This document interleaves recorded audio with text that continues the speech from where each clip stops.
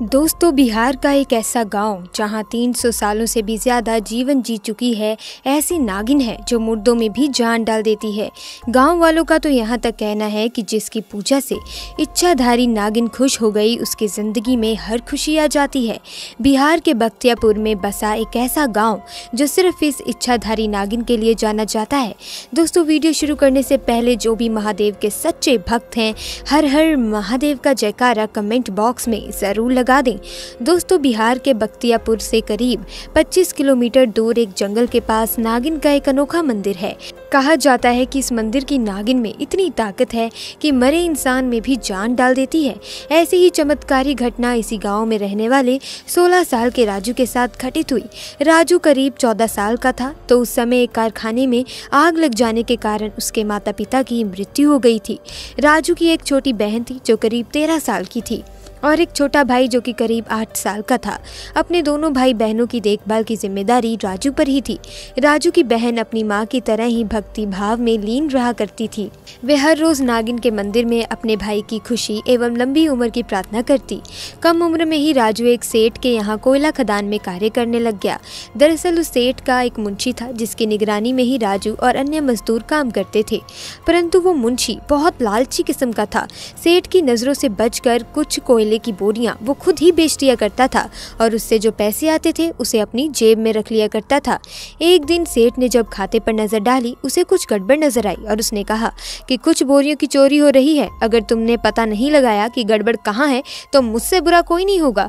मुंशी डर गया। फिर उसने सोचा, अगर मैं सेठ को गुमराह कर दूं तो और चोरी का इल्जाम किसी मजदूर पर लगा दूं तो शायद मैं बच जाऊंगा। और अगले दिन उसने अपने 2 खास आदमियों से कहकर रातों रात कुछ कोयले की बोरियों को रमेश नाम के मजदूर के वहां रखवा दिया और अगले दिन सेठ को कह दिया कि हमने चोर पकड़ लिया है। रमेश एक गरीब मजदूर था दोस्तों, राजू का अच्छा मित्र था। राजू के सामने सेठ ने उसे बहुत मारा और नौकरी से निकलवा दिया। राजू जानता था कि उसका दोष निर्दोष है, परंतु उस समय वे कुछ कर नहीं सकता था। एक दिन राजू जब काम कर रहा था तो उसने देखा कि जो कोयले की बोरियां ट्रक में जानी चाहिए थी, सेठ के स्टोर के लिए उनमें से 4 बोरियां अलग से क्यों रखी गई थी। वे सबकी नजरों में ना आए ऐसे रखी गई थी। जब राजू मुंशी के पास ये बताने गया तो मुंशी ने डांट दिया और कहा कि जाओ अपना काम करो, हम सब रखवा देंगे। राजू को अब मुंशी पर शक हुआ। उसने उस पर नजर रखी। तभी उसने देखा कि मुंशी ने एक छोटी गाड़ी में उन 4 बोरियों को रखवाया और उस गाड़ी में से आदमी से कुछ पैसे लिए हैं। राजू ये सब कुछ देखकर समझ गया था कि मुंशी ही चोरी कर रहा था कोयले की बोरियों की और आरोप उसके दोस्त रमेश पर लगवाया था। ये बात राजू ने चुपचाप जाकर सेठ को बताई और सेठ ने अपने खास आदमी को अगले दिन मजदूर के रूप में वहां भेजा तो मुंशी का सारा भांडा फूट गया और वे पकड़ा गया।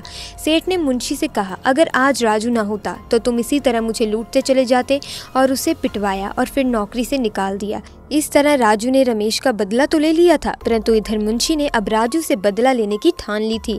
एक दिन राजू जब काम करके देर शाम अपने घर लौट रहा था तो मुंशी ने 2 आदमियों के साथ मिलकर राजू को तब तक पीटा जब तक उसके प्राण नहीं निकल गए। अगली सुबह कुछ आदमियों ने राजू को जंगल के पास मरा देखा तो तुरंत उसकी छोटी बहन को ये खबर दी। अपने भाई की ऐसी हालत देखी तो राजू की बहन की आंखों से आंसू रुक नहीं रहे थे।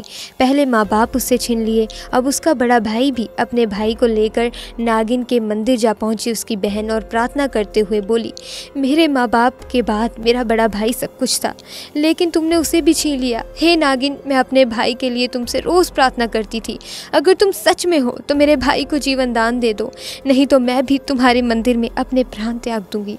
तभी आसमान में बिजली कड़कती है और एक आवाज़ आती है कि बेटी, तुम्हारा भाई गहरी नींद में था। उसकी दोनों आंखें खुलती हैं और वे अपनी बहन से बोलता है कि तुम आखिर रो क्यों रही हो। अपने भाई को जिंदा देख राजू की बहन अपने भाई को गले से लगा लेती है और रोने लगती है और नागिन को धन्यवाद देती है। उधर जब मुंशी किसी काम से किसी दिन बाहर गया था तो रास्ते में उसे एक बड़ा सांप डस लेता है और उसकी मौके पर ही मौत हो जाती है।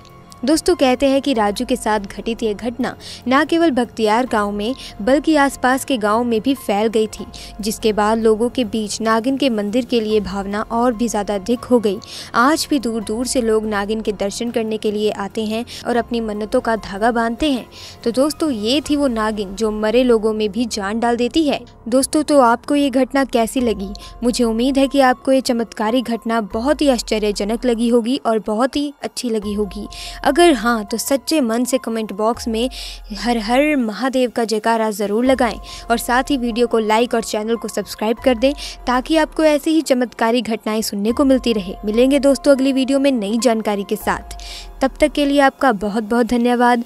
हर हर महादेव।